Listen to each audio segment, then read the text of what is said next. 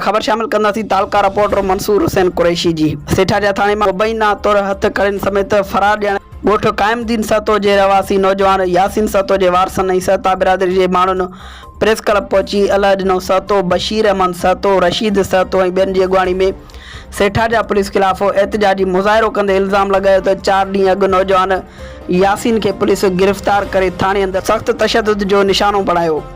उन्हनि इल्ज़ाम लगायो त SHO सेठाजा रिश्वत घुरी न ॾियण तां हाणे गिरफ़्तार कयल नौजवान खे पुलिस गुम करे कड़िन समेत थाणे मां फरार थियण जो कूड़ो ड्रामो रचायो आहे। उन्हनि चयो त ख़दशो आहे त पुलिस असांजे नौजवान खे कूड़े पुलिस मुक़ाबले में मारे छॾींदी। मुज़ाहिरीन DIG सखर खां मुतालबो कयो त नौजवान खे ज़ाहिर करे इंसाफ़ कयो वञे।